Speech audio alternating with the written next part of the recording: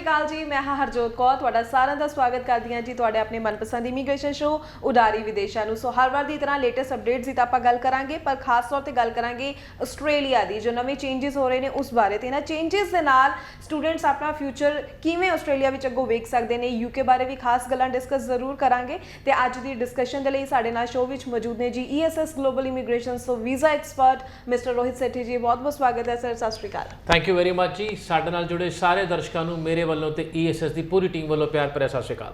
ਹਾਂਜੀ, ਜਦੋਂ ਆਪਾਂ ਹੁਣ ਆਸਟ੍ਰੇਲੀਆ ਦੀ ਗੱਲ ਕਰ ਰਹੇ ਹਾਂ ਤਾਂ ਪੋਸਟ ਸਟੱਡੀ ਵਰਕ ਨੂੰ ਲੈ ਕੇ ਜੋ ਚੇਂਜਸ ਨੇ ਉਹ ਜ਼ਰੂਰ ਮੈਂ ਚਾਹਾਂਗੀ ਉਸੇ ਜਾਣਕਾਰੀ ਦੇ ਨਾਲ ਆਪਾਂ ਸ਼ੁਰੂਆਤ ਕਰੀਏ ਤਾਂ ਕਿ ਦਰਸ਼ਕਾਂ ਨੂੰ, ਸਟੂਡੈਂਟਸ ਨੂੰ ਇੱਕ ਗੱਲ ਜੋ ਹੈ ਕਲੀਅਰ ਹੋ ਸਕੇ। ਦੇਖੋ, ਆਸਟ੍ਰੇਲੀਆ 2 ਸਾਲ ਦੇ ਜਦ ਬੰਦ ਹੋਣ ਤੋਂ ਬਾਅਦ ਇੱਕਦਮ ਖੁੱਲਿਆ, ਉਹਨੇ ਅਨਾਉਂਸਮੈਂਟ ਕੀਤੀਆਂ ਵਿਚ were in totally in favour of the student.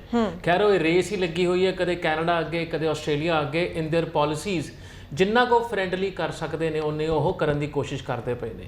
ਇਹ ਪਹਿਲਾਂ ਆਸਟ੍ਰੇਲੀਆ ਨੇ ਅਨਾਉਂਸ ਕੀਤਾ ਸੀ ਵੀ ਅਸੀਂ ਮਾਸਟਰਸ ਵਾਲਿਆਂ ਨੂੰ 3 ਸਾਲ ਦਾ ਵਰਕ ਪਰਮਿਟ ਦੇਵਾਂਗੇ, ਤੇ ਕਿਤੇ ਨਾ ਕਿਤੇ ਉਹਨਾਂ ਦਾ ਇੰਬੈਲੈਂਸ ਹੋਣਾ ਸ਼ੁਰੂ ਹੋ ਗਿਆ। ਜਿਹੜੇ ਸਕਿੱਲ ਉਸ ਕੰਟਰੀ ਦੇ ਵਿੱਚ ਡਿਮਾਂਡ 'ਚ ਨੇ, ਪਲੱਸ ਉਹਨਾਂ ਦਾ ਜਿਹੜਾ ਮਾਸਟਰਸ ਦਾ ਲੋਡ ਹੈਗਾ ਔਰ ਬੈਚਲਰਸ ਦਾ ਬੱਚਾ ਜਿਹੜਾ ਜਾ ਰਿਹਾ ਕਿਤੇ ਨਾ ਕਿਤੇ ਉਹਨੂੰ ਐਡਵਾਂਟੇਜ ਨਹੀਂ ਮਿਲਦਾ ਸੀਗਾ। ਅੱਛਾ, ਥੋੜ੍ਹਾ ਜਿਹਾ ਤੁਹਾਨੂੰ ਇੱਕ ਬੈਕਗਰਾਊਂਡ 'ਚ ਲੈ ਕੇ ਜਾਊਂਗਾ। ਪਹਿਲਾਂ ਆਸਟ੍ਰੇਲੀਆ ਦੇ ਵਿੱਚ ਪਹਿਲੀ ਵਾਰ ਇਹ ਅਨਾਉਂਸਮੈਂਟ ਹੋਈ ਹੈ ਦੈਟ ਤੁਸੀਂ ਆਪਣੇ ਕੋਰਸ ਸ਼ੁਰੂ ਹੋਣ ਤੋਂ ਪਹਿਲਾਂ ਵੀ ਕੰਮ ਕਰ ਸਕਦੇ ਹੋ।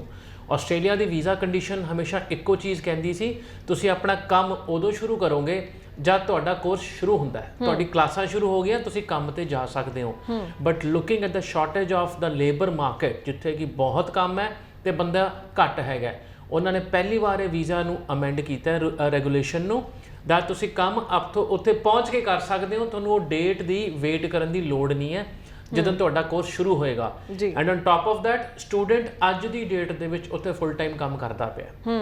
ਵੀਜ਼ਾ ਦੀ ਸ਼ਰਤ ਹੈ 40 ਘੰਟੇ ਫੋਰਟਨਾਈਟ ਦੀ, ਬਟ ਉਹਨਾਂ ਨੇ 40 ਘੰਟੇ ਹਫਤੇ ਦੀ ਪਰਮਿਸ਼ਨ ਇਸ ਟਾਈਮ ਤੇ ਅਮੈਂਡਮੈਂਟ ਦੇ ਤੌਰ ਤੇ ਦਿੱਤੀ ਹੋਈ ਹੈ, just to address the labour market shortage.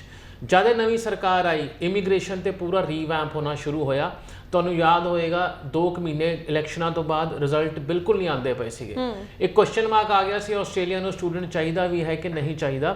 ਫਿਰ ਇੱਕੋਦਮ ਜੂਨ ਦੇ ਐਂਡ 'ਚ ਜਾ ਕੇ ਕਿਤੇ ਨਾ ਕਿਤੇ ਵੀਜ਼ਿਆਂ ਦੀ ਲਾਈਨ ਲੱਗਣੀ ਸ਼ੁਰੂ ਹੋਈ। ਉਹਨਾਂ ਦਾ ਇੱਕ ਇੰਟੈਂਸ਼ਨ ਕਲੀਅਰ ਹੋ ਗਿਆ ਵੀ yes they are open for international student. ਆਹੀ ਇਹਨਾਂ ਨੇ ਸੈਕਿੰਡ ਫੇਜ਼ ਜਿਹੜਾ ਰੋਲ ਆਊਟ ਕੀਤਾ ਹੈ ਵਿਦ ਦਾ ਸਟੇਟਮੈਂਟ ਦੈਟ ਜਿਹੜਾ ਓਵਰਸੀਜ਼ ਐਜੂਕੇਸ਼ਨ ਪ੍ਰੋਗਰਾਮ ਹੈ ਉਹ ਕਿਤੇ ਨਾ ਕਿਤੇ ਇੰਬੈਲੈਂਸ ਹੈਗਾ। ਉੱਥੋਂ ਦੇ ਜਿਹੜਾ ਸਕਿੱਲ ਰਿਕਵਾਇਰਡ ਨੇ, ਉੱਥੋਂ ਦੇ ਜਿਹੜੇ ਪੋਪੂਲੇਸ਼ਨ ਨੂੰ ਲੋੜ ਹੈਗੀ ਆ ਆਕੂਪੇਸ਼ਨਸ ਦੀ, ਉਹ ਇੰਬੈਲੈਂਸ ਆ, ਉਹ ਮੈਚ ਨਹੀਂ ਖਾਂਦੇ ਪਏ ਜੀ। ਉਹਨਾਂ ਨੇ ਪੂਰੀ ਰਿਪੋਰਟ ਮੰਗੀ ਹੈ ਆਪਣੀ ਇੱਕ ਟੀਮ ਬਣਾ ਕੇ, ਜੋ ਰਿਪੋਰਟ ਸਬਮਿਟ ਹੋਏਗੀ 28 ਅਕਤੂਬਰ ਨੂੰ ਇਸ ਸਾਲ ਦੇ ਵਿੱਚ ਜੀ। ਹੁਣ ਉਹਦਾ ਵਾਅਦਾ ਕਿਵੇਂ ਹੋਏਗਾ ਇੰਟਰਨੈਸ਼ਨਲ ਸਟੂਡੈਂਟ ਨੂੰ? ਜੇ ਤੁਸੀਂ ਬੈਚਲਰ ਪ੍ਰੋਗਰਾਮ ਉੱਥੇ ਆਸਟ੍ਰੇਲੀਆ ਕਰਦੇ ਹੋ, ਅੱਜ ਦੀ ਘੜੀ ਦੇ ਵਿੱਚ ਤੁਹਾਨੂੰ ਵਰਕ ਪਰਮਿਟ ਜਿਹੜਾ ਪੜ੍ਹਾਈ ਤੋਂ ਬਾਅਦ ਮਿਲਣਾ 2 ਸਾਲ ਦਾ ਅਲਾਉਡ ਹੈ। ਉਹਨਾਂ ਨੇ ਪ੍ਰਪੋਜ਼ਲ ਦਿੱਤਾ 2 ਸਾਲ ਤੋਂ ਲੈ ਕੇ 5 ਸਾਲ ਤੱਕ ਤੁਸੀਂ ਉੱਥੇ ਪੋਸਟ ਸਟੱਡੀ ਵਰਕ ਵੀਜ਼ੇ ਤੇ ਰਹਿ ਸਕਦੇ ਹੈਗੇ ਹੋ। ਮਾਸਟਰਸ 3 ਸਾਲ ਮੈਕਸਿਮਮ ਮਿਲਦਾ, ਉਹ ਵੀ 5 ਸਾਲ ਤੱਕ ਐਕਸਟੈਂਡੇਬਲ ਹੈਗਾ ਹਾਲ ਦੀ ਘੜੀ। ਐਂਡ PhD ਉਹਨੂੰ ਵੀ 2 ਸਾਲ ਦੀ ਐਕਸਟੈਂਸ਼ਨ ਜਿਹੜੀ ਉਹਨਾਂ ਨੇ ਪ੍ਰਪੋਜ਼ ਕਰਤੀ ਹੈ। ਦ ਓਨਲੀ ਥਿੰਗ ਉਹਨਾਂ ਨੇ ਵਿੱਚ ਕਿਹਾ it will be offered to selected masters, selected bachelors. That mean ਉਹ ਡਿਮਾਂਡ ਐਂਡ ਸਪਲਾਈ ਦੇਖਣਗੇ ਕਿਹੜੀ ਲਿਸਟ ਆਪਣਾ ਆਕੂਪੇਸ਼ਨ ਡਿਮਾਂਡ 'ਚ ਹੈ ਤੇ ਕਿਹੜੇ ਕੋਰਸਾਂ ਨੂੰ ਇਹ ਪ੍ਰੋਵੀਜ਼ਨ ਦੇਣੀ ਹੈ। ਹੁਣ ਇਹਨੂੰ ਟਰਾਂਸਲੇਸ਼ਨ ਕਿਵੇਂ ਕੀਤਾ ਜਾ ਸਕਦਾ ਹੈਗਾ ਇਨ ਇੰਟਰਨੈਸ਼ਨਲ ਸਟੂਡੈਂਟ ਮਾਰਕੀਟ। ਇੱਥੋਂ ਆਸਟ੍ਰੇਲੀਆ ਸ਼ੁਰੂ ਤੋਂ ਹੀ ਡਿਗਰੀਆਂ ਦਾ ਮੁਲਕ ਰਿਹਾ ਹੈਗਾ। 2012 ਤੋਂ ਬਾਅਦ ਡਿਪਲੋਮੇਸ, ਕੁਕਰੀ, ਪੈਟਿਸਰੀ, ਇਹ ਸਭ ਚੀਜ਼ਾਂ ਅਲੱਗ ਹੋ ਗਈਆਂ। ਹੁਣ ਜਦ ਬੱਚਾ ਇੱਥੋਂ ਕਾਉਂਸਲਿੰਗ ਲੈਣ ਆਉਂਦਾ ਹੈ ਜਾਂ ਉੱਥੇ ਕਿਸੇ ਬੰਦੇ ਦੀ ਸਲਾਹ ਲੈਂਦਾ ਹੈ, ਉਹ ਸਲਾਹ 2008 ਦੀ ਮਿਲਦੀ ਹੈ। ਜਿਹੜਾ ਬੰਦਾ 8-8 ਸਾਲਾਂ 9-9 ਸਾਲਾਂ 'ਚ ਪੱਕਾ ਹੋਇਆ। ਹੁਣ ਇੱਕ ਸਵਾਲ ਤੁਸੀਂ ਆਪਣੇ ਆਪ ਨੂੰ ਪੁੱਛਣਾ, ਜਿਹੜਾ ਕੰਟਰੀ 3 ਸਾਲ ਦੀ ਪੜ੍ਹਾਈ ਤੋਂ ਬਾਅਦ ਤੁਹਾਨੂੰ 5 ਸਾਲ ਦਾ ਵਰਕ ਪਰਮਿਟ ਦਿੰਦਾ ਹੈ, ਤੁਸੀਂ 8 ਸਾਲ ਉਸ ਦੇਸ਼ ਦੇ ਵਿੱਚ ਲੀਗਲ ਤਰੀਕੇ ਨਾਲ ਰਹਿ ਸਕਦੇ ਹੋ। 3 ਸਾਲ ਫੀਸਾਂ ਦੇ ਕੇ ਉੱਥੇ ਕਮਾ ਕੇ ਦੇਣੀ ਹੈ ਕਿ ਇੱਥੋਂ ਭੇਜਣੀ ਹੈ, ਜੋ ਵੀ ਪਰਿਵਾਰਿਕ ਹਾਲਾਤ ਨੇ, ਪਰ 5 ਸਾਲ ਸੁੱਕੀ ਕਮਾਈ ਕਰ ਸਕਦੇ ਹੋ। ਤੇ ਨਾਲ PR ਦਾ ਐਡਵਾਂਟੇਜ ਜੋ ਤੁਹਾਨੂੰ ਡਿਫਾਈਨ ਹੋਏਗਾ, ਬਸ਼ਰਤੇ ਇੱਕੋ ਚੀਜ਼ ਤੁਸੀਂ ਉਹਨੂੰ ਫੋਲੋ ਕਰੋ। ਹੁਣ ਜੇ 8 ਸਾਲ ਦਾ ਇੱਕ ਲੀਗਲ ਸਟੇਟਸ ਅੱਜ ਦੀ ਡੇਟ ਦੇ ਵਿੱਚ ਕੋਈ ਕੰਟਰੀ ਨਹੀਂ ਦਿੰਦਾ ਸਟੂਡੈਂਟ ਨੂੰ। ਤੁਸੀਂ ਕੈਨੇਡਾ ਜਾਂਦੇ ਹੋ 2 ਸਾਲ ਦੀ ਪੜ੍ਹਾਈ ਤੋਂ ਮਗਰੋਂ 3 ਸਾਲ ਦਾ ਵਰਕ ਪਰਮਿਟ ਹੈਗਾ। UK ਜਾਂਦੇ ਹੋ 1 ਸਾਲ ਦੀ ਪੜ੍ਹਾਈ ਮਾਸਟਰਸ ਮਗਰੋਂ 2 ਸਾਲ ਦਾ ਪੋਸਟ ਸਟੱਡੀ ਵਰਕ ਵੀਜ਼ਾ ਹੈ। ਐਂਡ ਸਕਿੱਲ ਵਰਕਰ ਰਾਊਟ ਜਿਹੜਾ ਵੀ ਆਪਸ਼ਨ ਖੁੱਲਦੀ ਹੈ। ਪਰ 8 ਸਾਲ ਮਤਲਬ ਸੁੱਕਾ ਤੁਹਾਨੂੰ ਕਮਾਈ ਦਾ ਸਾਧਨ ਮਿਲਦਾ ਪਿਆ, PR ਦੀ ਸੈਟਲਮੈਂਟ ਦਾ ਟਾਈਮ ਮਿਲਦਾ ਪਿਆ। 60 ਮਹੀਨੇ ਬਹੁਤ ਲੰਬਾ ਟਾਈਮ ਹੁੰਦਾ ਹੈ, ਜਿਹਨੇ ਕੁਝ ਜ਼ਿੰਦਗੀ 'ਚ ਕਰਨਾ ਹੁੰਦਾ ਹੈ ਉਹ ਕਰਕੇ ਪਾਸੇ ਲੰਘ ਜਾਂਦਾ ਹੈ। ਤਾਂ ਆਹ ਜਿਹੜੀ ਅਨਾਊਂਸਮੈਂਟ ਹੈ ਬੜੀ ਇਨਕਰੇਜਿੰਗ ਹੈਗੀ ਹੈ, being an education consultant, being promoting Australia for international students. ਤੇ ਸਟੂਡੈਂਟ ਵਾਸਤੇ ਵੀ ਵਿਨ-ਵਿਨ ਸਿਚੁਏਸ਼ਨ ਹੈ, ਕਿਉਂਕਿ ਹਰ ਪਾਸਿਓਂ ਆਸਟ੍ਰੇਲੀਆ, ਚਾਹੇ ਤੁਹਾਡਾ ਪਾਰਟ ਟਾਈਮ ਜੌਬ ਦਾ ਵੇਜ ਰੇਟ ਹੈ, ਚਾਹੇ ਉੱਥੇ ਜੌਬ ਓਪਰਚੁਨਿਟੀਜ਼ ਹੈ, ਜਾਂ ਉੱਥੋਂ ਦੀ ਵੀਜ਼ਾ ਕੰਡੀਸ਼ਨ ਦਾ ਸੌਫਟ ਹੋਣਾ ਹਾਲ ਦੀ ਘੜੀ ਦੇ ਵਿੱਚ, ਇਹ ਸਾਰੀਆਂ ਚੀਜ਼ਾਂ ਸਟੂਡੈਂਟ ਦੇ ਫੇਵਰ 'ਚ ਜਾਂਦੀਆਂ। ਇੱਕੋ ਚੀਜ਼ ਜਿਹੜੀ ਸਟੂਡੈਂਟ ਨੇ ਦੇਖਣੀ ਹੈ ਕਿ ਉਹ ਜੈਨੂਅਨ ਟੈਂਪਰੇਰੀ ਐਂਟਰੈਂਟ ਨੂੰ ਕੁਆਲੀਫਾਈ ਕਰਦਾ ਹੈ ਕਿ ਨਹੀਂ ਕਰਦਾ।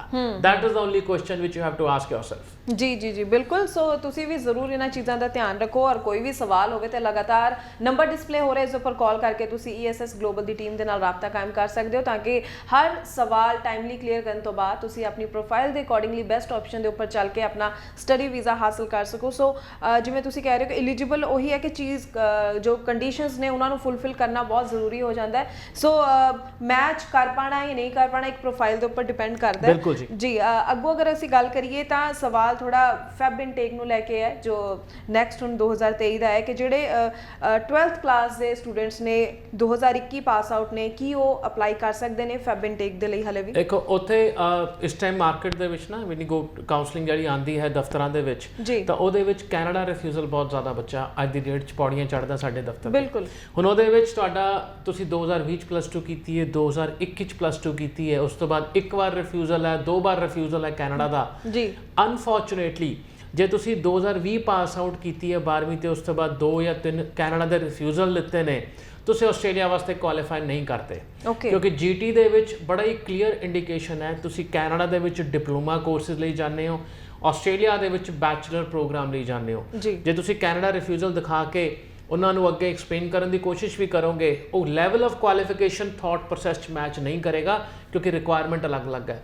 ਕੈਨੇਡਾ 'ਚ ਐਡਮਿਸ਼ਨ 50% ਦੇ ਨਾਲ ਹੁੰਦਾ ਹੈ, ਆਸਟ੍ਰੇਲੀਆ 'ਚ ਐਡਮਿਸ਼ਨ 60 ਤੋਂ 65% ਨੰਬਰਾਂ ਦੇ ਨਾਲ ਹੁੰਦਾ ਹੈ। ਇਹ ਜਿਹੜਾ ਵੇਰੀਏਸ਼ਨ ਹੈ ਉਹਦੇ ਕਰਕੇ ਤੁਸੀਂ ਨਾਨ GT ਹੋ ਜਾਂਦੇ ਹੋ। ਹੁਣ ਗੱਲ ਰਹੀ 2021 ਪਾਸ ਆਊਟ ਦੀ, ਜੇ ਤੁਸੀਂ ਕਲਾਸ 12th 2021 'ਚ ਕੀਤੀ ਹੈ, ਤੁਹਾਡੇ ਕੋਲ ਅਕੈਡਮਿਕ ਸਬਜੈਕਟ ਹੈ ਤੇ ਗੈਪ ਦਾ ਪ੍ਰੂਫ ਹੈ, ਚਾਹੇ ਉਹ ਕੈਨੇਡਾ ਰਿਫਿਊਜ਼ਲ ਹੀ ਹੈ, but you are going to the same program at a bachelor level. For example 80% cases ਦੇਖਿਆ ਗਿਆ ਕੈਨੇਡਾ ਦੇ, ਸਿਰਫ ਕਾਲਜ ਸਿਲੈਕਟ ਕੀਤਾ ਗਿਆ ਹੈ ਸਰਕਾਰੀ ਨਾਮ ਤੋਂ, ਕੋਰਸਿਸ ਨੂੰ ਤਵੱਜੋ ਹੀ ਨਹੀਂ ਦਿੱਤੀ ਜਾਂਦੀ, ਕਿਉਂਕਿ ਸਿਰਫ ਸਰਕਾਰੀ ਕਾਲਜ ਦੀ ਜਿਹੜੀ ਦੌੜ ਲੱਗੀ ਹੋਈ ਹੈ ਵਰਕ ਪਰਮਿਟ ਦੀ, ਕੋਰਸਿਸ ਕਰਕੇ ਵੀਜ਼ੇ ਰਿਫਿਊਜ਼ ਹੋ ਜਾਂਦੇ ਨੇ। ਹੁਣ ਉੱਥੇ A ਕੋਰਸ ਦਿੱਤਾ ਗਿਆ ਤੇ ਆਸਟ੍ਰੇਲੀਆ ਦੇ ਵਿੱਚ B ਕੋਰਸ ਕਰਨ ਜਾਓਗੇ ਤਾਂ ਤੁਸੀਂ ਨਾਨ GT ਹੋ। ਫॉर एग्जांपल ਉੱਥੇ ਡਿਪਲੋਮਾ ਬਿਜ਼ਨਸ ਲਈ ਅਪਲਾਈ ਕੀਤਾ, ਆਸਟ੍ਰੇਲੀਆ 'ਚ ਬੈਚਲਰ ਆਫ ਬਿਜ਼ਨਸ ਲਈ ਅਪਲਾਈ ਕਰੋਗੇ, ਯੈਸ ਦਿਸ ਇਜ਼ GT, ਕਿਉਂਕਿ ਕੋਰਸ ਸੇਮ ਰੱਖਿਆ, ਲੈਵਲ ਭਾਵੇਂ ਅਲੱਗ-ਅਲੱਗ ਹੋ ਸਕਦਾ ਹੈ। ਤਾਂ 2021 ਪਾਸ ਆਊਟ ਜੇ ਤੁਹਾਡਾ ਐਕਸਪਲੇਨੇਸ਼ਨ ਹੈਗਾ ਪਿਛਲੇ 1 ਸਾਲ ਦਾ ਕੈਨੇਡਾ ਦੀ ਫਾਈਲ ਲੱਗੀ ਸੀਗੀ, ਤੁਸੀਂ ਇੱਥੇ ਐਡਮਿਸ਼ਨ ਲਿੱਤੀ ਹੈ ਕਿਸੇ ਗ੍ਰੈਜੂਏਟ ਪ੍ਰੋਗਰਾਮ ਦੇ ਵਿੱਚ, ਉਹਦੇ ਪ੍ਰੂਫ ਹੈਗੇ ਆ, ਪਾਸ ਕੀਤਾ ਪਹਿਲਾ semester and still going on, ਤਾਂ ਤੁਸੀਂ ਆ ਫਰਵਰੀ ਇਨਟੇਕ 2023 ਵਾਲਾ ਬਿਲਕੁਲ ਅਪਲਾਈ ਕਰ ਸਕਦੇ ਹੋ। ਉਸ ਤੋਂ ਬਾਅਦ there will be no hope for 2021 pass out for the next July intake. ਇਹ ਸਪੈਸੀਫਿਕਲੀ ਕਲਾਸ 12th ਬਾਰੇ ਹੁੰਦਾ। ਦੇਖੋ GT ਜਿਹੜਾ ਇੱਕ ਸਬਜੈਕਟ ਹੈ ਨਾ, ਉਹਨੂੰ ਆਪਾਂ ਕਈ ਤਰੀਕੇ ਨਾਲ ਟ੍ਰਾਂਸਲੇਟ ਕਰ ਸਕਦੇ ਹਾਂ। ਕੋਈ ਉਹਨੂੰ ਵਿਆਹ ਦੇ ਨਾਲ ਕਰਦਾ ਹੈ, ਕੋਈ ਉਹਨੂੰ ਸੈਲਰੀ ਇਨ ਬੈਂਕ ਦੇ ਨਾਲ ਕਰਦਾ ਹੈ, ਕੋਈ ਉਹਨੂੰ ਹੋਰ ਪੈਰਾਮੀਟਰਸ ਤੇ ਕਰਦਾ, ਪਰ GT ਬੜਾ ਸਿੰਪਲ ਜਿਹੇ ਟਰਮ ਸਮਝਾਵਾਂ, ਤੁਹਾਡੇ ਕੋਲ ਆ 15 ਲੱਖ ਲਾਣ ਦੇ ਜਿਹੜੀ ਪੜ੍ਹਾਈ ਦੇ ਉੱਤੇ ਲਾਣੇ ਪਏ ਹੋ, ਕਿਹੜੇ ਕਾਰਨ ਹੈ ਤੇ ਕੀ ਉਹ ਕਾਰਨ ਤੁਸੀਂ ਬਾਕੀ ਸਟੇਟਮੈਂਟ ਜਿਹੜੀ ਦਿੰਨੇ ਪਏ ਹੋ, ਆਪਣੇ ਕਾਗਜ਼ ਦਿੰਨੇ ਪਏ ਹੋ ਫਾਈਲ ਦੇ ਵਿੱਚ, ਉਹਨੂੰ ਸਪੋਰਟ ਕਰਦੇ ਆ। ਕਿਉਂਕਿ ਜੇ ਮੈਂ ਐਜ਼ ਅ ਪੇਰੈਂਟ ਹੈਗਾ, ਮੈਂ ਆਪਣੇ ਬੱਚੇ ਨੂੰ ਬਾਹਰ ਭੇਜਣਾ ਹੈ, ਮੈਂ ਪਹਿਲਾਂ ਦਿਖਾਊਂਗਾ ਮੇਰੇ ਕੋਲ ਪਹਿਲੇ ਸਾਲ ਦਾ ਖਰਚਾ ਹੈਗਾ ਜਿੱਤੋਂ ਮੈਂ ਪੈਸੇ ਦੇਣੇ ਆ, ਤੇ ਉਹ ਪੈਸਾ ਮੈਂ ਫੜ ਕੇ ਨਹੀਂ ਫੜਿਆ, ਮੇਰੇ ਕੋਲ ਆਪਣਾ ਪਿਆ ਸੀਗਾ, ਚਾਹੇ ਉਹ ਬੈਂਕਾਂ 'ਚ ਹੈ, ਚਾਹੇ ਉਹ ਮੇਰਾ ਇਨਵੈਸਟ ਕੀਤਾ ਹੋਇਆ ਕਿਤੇ ਮਿਊਚੁਅਲ ਫੰਡ ਦੇ ਵਿੱਚ, ਜਿਹਨੂੰ ਮੈਂ ਰਾਤੋਂ ਰਾਤ ਕਢਾ ਕੇ ਆਪਣੇ ਖਾਤਿਆਂ 'ਚ ਪਾ ਸਕਦਾ ਹੈ, ਜਾਂ ਡਿਪਾਰਟਮੈਂਟ ਕੋਲ ਮੇਰਾ PPF ਜਾਂ GPF ਪਿਆ, ਉਹ ਪੈਸਾ ਪੁਰਾਣਾ ਆ ਗਿਆ। ਉਸ ਤੋਂ ਬਾਅਦ ਉਹਨਾਂ ਨੇ ਦੇਖਣਾ ਠੀਕ ਹੈ ਜੀ ਪਹਿਲੇ ਸਾਲ ਦਾ ਖਰਚਾ ਹੋ ਜਾਊਗਾ, ਬਟ ਵਾਟ ਇਫ ਬੱਚੇ ਨੂੰ ਦੂਜੇ ਸਾਲ ਤੁਹਾਡੀ ਸਪੋਰਟ ਦੀ ਲੋੜ ਪੈਂਦੀ ਹੈ, ਉਦੋਂ ਤੁਹਾਡੀ ਐਨੂਅਲ ਇਨਕਮ ਦਾ ਰੋਲ ਪਲੇ ਹੁੰਦਾ ਹੈ। ਐਨੂਅਲ ਇਨਕਮ ਪਲੱਸ ਇੱਕ M67 ਫਾਰਮ ਹੁੰਦਾ, ਜਿਵੇਂ ਕੈਨੇਡਾ 'ਚ FIF ਹੁੰਦਾ, ਫੈਮਿਲੀ ਇਨਫੋਰਮੇਸ਼ਨ ਫਾਰਮ, ਇੱਥੇ M67 that is detail of relatives, ਤੁਹਾਡੇ ਪਰਿਵਾਰ ਦੇ ਕਿੰਨੇ ਮੈਂਬਰ ਨੇ ਜੀ, ਤੁਹਾਡੇ ਬ੍ਰਦਰ ਸਿਸਟਰ ਜਿਹੜੇ ਹੈਗੇ ਆ ਉਹ ਕੀ ਪੜ੍ਹਦੇ ਪਏ ਆ ਜਾਂ ਉਹ ਨੌਕਰੀ ਕਰਦੇ ਪਏ ਆ ਔਰ ਮੈਰਿਡ ਨੇ। ਇਹਦਾ ਇੰਟੈਂਸ਼ਨ ਹੁੰਦਾ ਹੈ ਵੀ ਇੱਕ ਵੀਜ਼ਾ ਅਫਸਰ ਨੂੰ ਦਿਖਾਣਾ ਵੀ ਮੇਰੇ ਪਰਿਵਾਰ ਦੇ ਵਿੱਚ ਮੈਂ ਹੀ ਇਕੱਲਾ ਡਿਪੈਂਡੈਂਟ ਹੈ, ਬਾਕੀ ਸਭ ਆਪਣੀ ਜ਼ਿੰਦਗੀਆਂ ਦੇ ਵਿੱਚ, ਆਪਣੀ ਕਮਾਈਆਂ ਦੇ ਵਿੱਚ ਜਾਂ ਆਪਣੇ ਪਰਿਵਾਰ ਦੇ ਨਾਲ ਸੁਖੀ ਨੇ ਤੇ ਆਪਣਾ ਰਹਿੰਦੇ ਪਏ ਨੇ ਜੀ। ਦੈਟ ਮੀਨਸ ਜਿਹੜੀ ਸਾਲਾਨਾ ਆਮਦਨ ਤੁਸੀਂ ਆਪਣੇ ਪਰਿਵਾਰ ਦੀ ਦਿਖਾਓਗੇ 10 12 15 ਲੱਖ ਰੁਪਇਆ, ਉਹ ਸਾਰੀ ਦੀ ਸਾਰੀ ਤੁਹਾਡੇ ਲਈ ਵਰਤੀ ਜਾਏਗੀ। ਵੀਜ਼ਾ ਅਫਸਰ ਨੂੰ ਕਲੀਅਰ ਹੋ ਜਾਂਦਾ ਵੀ ਯੈਸ ਇਹਨਾਂ ਕੋਲ ਸੈਕੰਡ ਈਅਰ ਦਾ ਸਪੋਰਟ ਸਿਸਟਮ ਹੈਗਾ। ਇਹ ਨਹੀਂ ਕਹਿੰਦਾ ਵੀ ਇਸ ਚੋਂ ਹੀ ਦੇਣਾ ਹੈ, ਪਰ ਸਪੋਰਟ ਸਿਸਟਮ ਦੇਖਣਾ ਚਾਹੁੰਦਾ ਜਸਟ ਇਨ ਕੇਸ। ਤਾਂ ਆ ਕੁਝ ਚੀਜ਼ਾਂ ਪਲੱਸ ਅਗੇਨ ਸਭ ਤੋਂ major factor course selection. Course selection ਤੇ ਹੀ ਤੁਹਾਡੇ ਸਟੂਡੈਂਟ ਵੀਜ਼ਾ ਦੀ ਸ਼ੁਰੂਆਤ ਹੁੰਦੀ ਹੈ। ਅਨਫੋਰਚੂਨੇਟਲੀ ਚਾਹੇ ਉਹ ਕੈਨੇਡਾ ਹੈ, ਯੂਕੇ ਹੈ ਜਾਂ ਆਸਟ੍ਰੇਲੀਆ ਹੈ, ਲੋਕੀ ਪਹਿਲਾ ਸਵਾਲ ਹੀ ਆਹੀ ਪੁੱਛਦੇ ਨੇ ਪੀਆਰ ਕਿਵੇਂ ਮਿਲੂ। ਉਸ ਤੋਂ ਪਹਿਲਾਂ ਬੈਕਵਰਡ ਇੰਟੀਗ੍ਰੇਸ਼ਨ ਕਰੋ। ਪੀਆਰ ਤੋਂ ਪਹਿਲਾਂ ਉੱਥੇ ਪਹੁੰਚਣਾ ਜ਼ਰੂਰੀ ਹੈ, ਪਹੁੰਚਣ ਤੋਂ ਪਹਿਲਾਂ ਉੱਥੇ ਸਟੂਡੈਂਟ ਵੀਜ਼ਾ ਲੱਗਣਾ ਜ਼ਰੂਰੀ ਹੈ।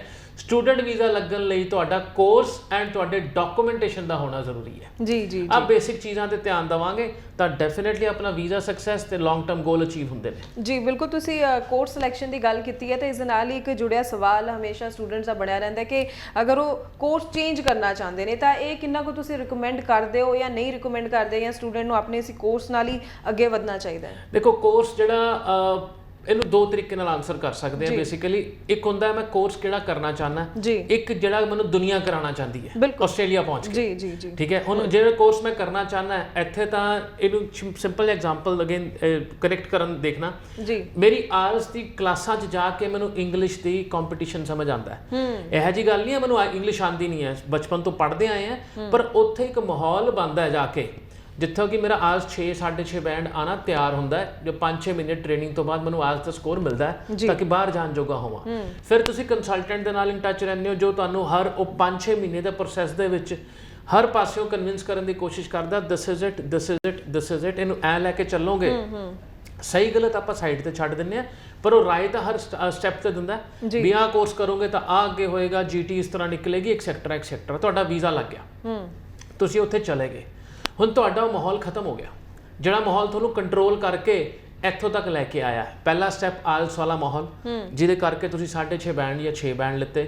ਦੂਸਰਾ ਕੰਸਲਟੈਂਸੀ ਵਾਲਾ ਮਾਹੌਲ, ਜਾਂ ਉਹ ਕੰਸਲਟੈਂਸੀ ਦੇ ਵਿੱਚ ਤੁਹਾਨੂੰ ਜਿਹੜੇ ਬੱਚੇ ਮਿਲੇ ਸੀਗੇ ਉਹ ਇੱਕ ਸਰਕਲ ਬਣ ਜਾਂਦਾ, ਸਭ ਦੇ ਵੀਜ਼ੇ ਲੱਗ ਗਏ, ਸਭ ਪਹੁੰਚ ਗਏ। ਉੱਥੇ ਜਾ ਕੇ ਤੁਹਾਡੇ ਲਈ ਕੋਈ ਗਾਈਡੈਂਸ ਜਾਂ ਤੁਹਾਡੇ ਕੋਲ ਕੋਈ ਰਾਹ ਦਿਖਾਉਣ ਵਾਲਾ ਨਹੀਂ ਹੈ। ਤੁਹਾਡੇ ਰਾਹ ਦਿਖਾਉਣ ਵਾਲਾ ਕਿਹੜਾ ਬੰਦਾ ਬਣ ਜਾਂਦਾ ਹੈ? ਇੱਕ ਉਹ ਬੰਦਾ ਜਿਹੜਾ 8-10 ਸਾਲਾਂ ਦੇ ਵਿੱਚ ਪੱਕਾ ਹੋਇਆ। 8-10 ਸਾਲ। ਵੈਰਸ ਜਿਹੜਾ ਕੰਟਰੀ ਦਾ ਪ੍ਰੋਸੈਸ ਹੈ ਉਹ ਤੁਹਾਨੂੰ 5ਵੇਂ ਸਾਲ ਹੀ ਬੈਚਲਰ ਤੋਂ ਬਾਅਦ ਪੱਕਾ ਹੋਣ ਦਾ ਮੌਕਾ ਦਿੰਦਾ ਹੈ, ਚੌਥੇ ਸਾਲ ਮਾਸਟਰਸ ਤੋਂ ਬਾਅਦ ਪੱਕਾ ਹੋਣ ਦਾ ਮੌਕਾ ਦਿੰਦਾ ਹੈ। ਉਹ ਉਦੋਂ ਜੇ ਤੁਹਾਡੀ ਗਾਈਡੈਂਸ ਸਹੀ ਹੋਏਗੀ। ਜਿਵੇਂ ਇੱਥੇ ਕੰਸਲਟੈਂਸੀ ਬਹੁਤ ਹੈ ਨਾ, ਹਰੇਕ ਨੇ ਆਪਣਾ ਸਮਾਨ ਦੇਣਾ ਹੈ, ਪੈਸੇ ਕਮਾਣੇ, ਉਸੇ ਤਰੀਕੇ ਨਾਲ ਆਸਟ੍ਰੇਲੀਆ ਦੇ ਵਿੱਚ ਵੀ ਬਹੁਤ ਸਾਰੇ ਮਾਰਾ ਏਜੰਟ ਹੈ। ਮਾਰਾ ਏਜੰਟ ਦਾ ਟੈਗ ਹੋਣਾ ਨਹੀਂ ਹੋਣਾ, ਟਰਸਟ ਹੋਣਾ ਨਹੀਂ ਹੋਣਾ, ਇਹ ਤੁਹਾਡਾ ਆਪਣਾ ਡਿਸੀਜਨ ਹੈਗਾ ਤੁਸੀਂ ਕਿਸ ਨਾਲ ਜੁੜਨਾ ਚਾਹੁੰਦੇ ਹੋ। ਬਟ ਇਸ ਇੰਡਸਟਰੀ ਦੇ ਵਿੱਚ ਟਰਾਂਸਲੇਸ਼ਨ ਆਫ ਲਾਅ ਬਹੁਤ ਜ਼ਿਆਦਾ ਮੈਟਰ ਕਰਦੀ ਹੈ। ਕਿਵੇਂ ਲਾਈਨ ਕਿਹੋ ਜਿਹੀ ਪੜ੍ਹੀ ਜਾਂਦੀ ਹੈ। ਜਿਵੇਂ ਜਿਹੜਾ ਕੱਲ੍ਹ ਦਾ ਤੁਹਾਨੂੰ ਅਪਡੇਟ ਦੇ ਰਹੇ ਹਾਂ, ਮੈਨੂੰ ਬਹੁਤ ਸਾਰੇ ਮੈਸੇਜ ਆने ਸ਼ੁਰੂ ਹੋ ਗਏ, ਸਰ ਬਹੁਤ ਉਦੋਂ ਵਧਾਈਆਂ, ਆਸਟ੍ਰੇਲੀਆ ਚੱਲੂਗਾ, ਇਹ ਹੋ ਗਿਆ ਉਹ ਹੋ ਗਿਆ, ਤੇ 5 ਸਾਲ ਦਾ ਵਰਕ ਪਰਮਿਟ ਹੋ ਗਿਆ। ਮੈਂ ਕਿਹਾ ਸਭ ਨੇ ਨਾ ਸਿਲੈਕਟ ਵਰਡ ਮਿਸ ਕਰਤਾ ਵਿੱਚ, ਕਿਉਂਕਿ ਉਹ ਸਿਲੈਕਟ ਵਰਡ 'ਚ ਹੀ ਸਾਰੀ ਕਹਾਣੀ ਲੁਕੀ ਹੈ। ਉਹ ਹਰੇਕ ਬੈਚਲਰ ਵਾਸਤੇ ਨਹੀਂ ਕੀਤਾ ਉਹਨਾਂ ਨੇ, ਉਹ ਕੁਝ ਡਿਗਰੀਆਂ ਵਾਸਤੇ ਕੀਤਾ ਜਿਹਦੀ ਲਿਸਟ ਹਜੇ ਅਕਤੂਬਰ 'ਚ ਆਣੀ ਹੈ। ਤਾਂ ਇੰਨੀ ਜਲਦੀ ਖੁਸ਼ੀਆਂ ਨਾ ਮਨਾਓ, ਇਹਨੂੰ ਸਹੀ ਤਰੀਕੇ ਨਾਲ ਇਨਫੋਰਮੇਸ਼ਨ ਨੂੰ ਪਾਸ ਔਨ ਕਰਨ ਦੀ ਕੋਸ਼ਿਸ਼ ਕਰੋ। ਬਿਲਕੁਲ। ਹੁਣ ਇਸੇ ਤਰੀਕੇ ਨਾਲ ਜਦ ਤੁਸੀਂ ਉੱਥੇ ਪਹੁੰਚ ਗਏ ਹੋ, ਤੁਹਾਨੂੰ ਚੇਂਜ ਆਫ ਕੋਰਸ ਦੀ ਸਲਾਹ ਮਿਲਦੀ ਹੈ ਵੀ ਕਿੱਥੇ 3 ਸਾਲ ਯੂਨੀਵਰਸਿਟੀਆਂ ਧੱਕੇ ਖਾਏਗਾ ਜਿਹੜੇ ਹੈਗੇ ਤੂੰ $90,000 ਫੀਸਾਂ ਦੇਏਗਾ, ਕਮਾ ਕੇ ਹੀ ਦੇਣੀ ਹੈ, ਘਰੋਂ ਨਹੀਂ ਦੇਣੀ। ਤੁਹਾਨੂੰ ਮੈਂ ਦੂਸਰੇ ਖਾਤੇ ਕਾਲਜ ਐਡਮਿਸ਼ਨ ਦਵਾ ਦਿੰਦਾ, $20,000 ਸਰ ਜੂਗਾ ਸਾਰਾ 2 ਸਾਲ। ਫਿਰ ਆਪਾਂ ਨੂੰ 18 ਮਹੀਨੇ ਦਾ ਵਰਕ ਪਰਮਿਟ ਮਿਲੂਗਾ, ਫਿਰ ਦੇਖ ਲਾਂਗੇ ਕੀ ਕਰਨਾ ਹੈ, ਸਟੇਟ ਨੋਮੀਨੇਸ਼ਨ ਲੈ ਲਾਂਗੇ, ਇੰਪਲੋਇਰ ਨੋਮੀਨੇਸ਼ਨ ਲੈ ਲਾਂਗੇ, ਬਲਾ ਬਲਾ ਬਲਾ ਬਲਾ ਬਲਾ। ਬਿਲਕੁਲ ਆਪਣੀ ਸਲਾਹਾਂ ਚੱਲਦੀਆਂ ਨੇ। ਬੱਚਾ ਕੋਰਸ ਚੇਂਜ ਕਰ ਲੈਂਦਾ, ਲੜ ਝਗੜ ਕੇ ਮਾਰਾ ਏਜੰਟ ਨੂੰ ਫਿਰ $1,000-1,500 ਦਿੱਤੇ, ਯੂਨੀਵਰਸਿਟੀਆਂ ਦੀ ਫੀਸ 'ਚੋਂ ਕਟੌਤੀ ਕਰਾਈ, ਉੱਥੇ ਆਪਣਾ ਇਮੀਗ੍ਰੇਸ਼ਨ ਸਟੇਟਸ ਵੀ ਕਮਾਇਆ ਕਿਉਂਕਿ ਡਿਗਰੀ ਤੋਂ ਡਿਪਲੋਮੇ 'ਚ ਟ੍ਰਾਂਸਫਰ ਕੀਤਾ। ਉਸ ਟਾਈਮ ਪੋਸੀਬਲ ਹੈ, ਪਰ ਜਦ ਤੁਹਾਡਾ ਅੱਗੇ PR ਲੱਗਣੀ ਹੈ ਨਾ, ਉਹਨਾਂ ਨੇ ਵਾਪਸ ਜਾਣਾ। ਹੁਣ PR ਵਾਲੇ ਟਾਈਮ ਤੇ ਵੀ ਕੀ ਹੋਣਾ, ਜੇ ਤੁਸੀਂ ਇੰਨੇ ਕੁ ਵਧੀਆ ਕੁੱਕ ਹੈਗੇ ਸੀਗੇ ਜਾਂ ਹੈਗੇ ਹੋ ਤਾਂ ਤੁਹਾਨੂੰ ਨੌਕਰੀ ਮਿਲਣੀ ਚਾਹੀਦੀ ਹੈ, ਪਰ ਨੌਕਰੀ ਲੈਂਦਾ ਨਹੀਂ, ਨੌਕਰੀ ਖਰੀਦੀ ਜਾਂਦੀ ਹੈ। ਪੈਸੇ ਦੇ ਕੇ ਉੱਥੇ ਨੋਮੀਨੇਸ਼ਨਸ ਲਿੱਤੀਆਂ ਜਾਂਦੀਆਂ ਇੰਪਲੋਇਰ ਤੋਂ। ਮੈਂ ਜੇ ਇੰਪਲੋਇਰ ਹੈ, ਕਿਸੇ ਕੋਲ ਤੁਸੀਂ ਆਉਂਦੇ ਹੋ, ਮੈਂ ਕਹੂੰਗਾ ਠੀਕ ਹੈ ਜੀ $50,000 ਦਿਓ, ਮੈਂ ਨੋਮੀਨੇਸ਼ਨ ਦਿੰਦਾ। 2 ਸਾਲ ਐਜ਼ ਐਨ ਇੰਪਲੋਇਰ ਮੈਂ ਤੁਹਾਨੂੰ ਐਕਸਪਲੋਇਟ ਕਰ ਸਕਦਾ ਕਿਉਂਕਿ ਤੁਸੀਂ ਮੇਰੇ ਤੋਂ ਬਾਹਰ ਨਹੀਂ ਹੈਗੇ, ਤੁਹਾਡੇ ਕਾਗਜ਼ ਮੇਰੇ ਤੇ ਡਿਪੈਂਡ ਕਰਦੇ। ਬਿਲਕੁਲ। ਹੁਣ ਜਿਹੜੇ ਪੈਸੇ ਬਚਾਏ ਸੀ ਨਾ, 90,000 ਚੋਂ 70,000 ਬਚਾਇਆ ਸੀ ਤੁਸੀਂ, 1,500 ਦੇ ਦਿੱਤਾ ਲਾਇਰ ਨੂੰ, 50,000 ਦੇ ਦਿੱਤਾ ਇਹਨੂੰ ਇੰਪਲੋਇਰ ਨੂੰ, ਤੇ ਇਕੁਅਲ ਹੋ ਗਈ ਨਾ ਗੱਲਬਾਤ। ਤੇ ਆਪਣਾ ਕੰਟਰੋਲ ਵੀ ਉਹਨੂੰ ਦੇ ਦਿੱਤਾ। ਬਿਲਕੁਲ ਵੀ ਜੇ ਮੇਰਾ ਰੈਸਟੋਰੈਂਟ ਕੱਲ ਵਿਕ ਗਿਆ, ਬੰਦ ਹੋ ਗਿਆ, ਤੁਹਾਡਾ ਨਹੀਂ ਪਤਾ ਕੀ ਹੋਣਾ, ਕਿਉਂਕਿ ਮੈਂ ਤਾਂ ਆਪਣਾ ਮੁਨਾਫਾ ਦੇਖਣਾ। ਮੈਨੂੰ ਜੇ ਅੱਜ ਰੈਸਟੋਰੈਂਟ ਦਾ $1 ਮਿਲੀਅਨ ਐਕਸਟਰਾ ਮਿਲਦਾ ਪਿਆ, ਮੈਂ ਤਾਂ ਨਿਕਲ ਜੂਗਾ ਪੈਸੇ ਲੈ ਕੇ। ਬਿਲਕੁਲ ਤੁਹਾਡੀ PR ਐਪਲੀਕੇਸ਼ਨ ਮੇਰੀ ਸਿਰਦਰਦੀ ਨਹੀਂ, ਕਿਉਂਕਿ ਮੇਰੀ ਕਮਿਟਮੈਂਟ ਸੀ 2 ਸਾਲ ਤੁਹਾਡਾ ਜਾਂ ਸਾਲ ਪੇਰੋਲ ਚਲਾਣਾ। ਹੁਣ ਅੱਗੇ ਤੁਸੀਂ ਦੇਖੋ ਕੀ ਕਰਨਾ ਹੈ। ਪਹਿਲਾ ਝਟਕਾ। ਦੂਸਰਾ ਝਟਕਾ, ਤੁਹਾਡਾ ਬਿਜ਼ਨਸ ਕਿਸੇ ਪਾਸਿਓਂ ਬੰਦ ਹੋ ਜਾਂਦਾ, EMPLOYER ਨਾਲ ਕਲੇਸ਼ ਹੋ ਜਾਂਦਾ, ਤੁਹਾਡੇ 2 ਸਾਲ ਮਿੱਟੀ ਦੇ ਵਿੱਚ। ਫਿਰ ਤੁਸੀਂ ਲਾਇਰ ਕੋਲ ਜਾਂਦੇ ਹੋ ਪੈਸੇ ਦੇਣ, ਹੁਣ ਮੈਂ ਕੀ ਕਰਾਂ? ਚਲੋ ਜੀ ਹੁਣ ਆਪਾਂ ਦੂਜਾ ਐਪਲੀਕੇਸ਼ਨ ਲਾਉਂਦੇ ਹਾਂ, ਆਪਾਂ EMPLOYER ਚੇਂਜ ਕਰ ਦਿੰਦੇ ਹਾਂ, ਸਟੇਟ ਨੋਮੀਨੇਸ਼ਨ ਲੈ ਲੈਂਦੇ ਹਾਂ। ਫਿਰ ਉਹ ਬੰਜਾਰਿਆਂ ਵਾਂਗੂ ਨਾ ਆਪਣਾ ਝੋਲਾ ਲੈ ਕੇ ਮੈਲਬਨ ਤੋਂ ਸਿਡਨੀ ਜਾਂਦਾ, ਸਿਡਨੀ ਤੋਂ ਜਾਊਗਾ ਡਾਰਵਿਨ, ਡਾਰਵਿਨ ਤੋਂ ਜਾਊਗਾ ਕਿਤੇ ਹੋਰ ਨਾਰਦਰਨ ਟੈਰੀਟਰੀ 'ਚ, ਕਿਉਂਕਿ ਰੀਜਨਲ ਏਰੀਆ ਜਾਣਾ PR ਵਾਸਤੇ। ਫਿਰ ਉਹ ਸਲਾਹਾਂ ਆਉਣੀ ਸ਼ੁਰੂ ਹੋ ਜਾਂਦੀਆਂ। ਇਹ ਗ੍ਰਾਫ ਜਾਂਦਾ ਹੈ ਉਸ ਇੰਟਰਨੈਸ਼ਨਲ ਸਟੂਡੈਂਟ ਦਾ ਜੋ ਆਪਣਾ ਬੈਸਟ ਫਰੈਂਡ ਨਹੀਂ ਪਛਾਣ ਸਕਦਾ। ਤੁਹਾਡਾ ਬੈਸਟ ਫਰੈਂਡ ਤੁਹਾਡਾ ਇਮੀਡੀਏਟ ਦੋਸਤ ਮਿੱਤਰ ਨਹੀਂ ਹੈਗਾ, ਜੋ ਚਾਹੇ PR ਵੀ ਹੈ। ਬਿਲਕੁਲ ਤੁਹਾਡਾ ਬੈਸਟ ਫਰੈਂਡ ਹਾਈ ਕਮਿਸ਼ਨ ਹੈਗਾ, ਜਿਹਨੇ ਤੁਹਾਨੂੰ PR ਦੇਣੀ ਹੈ।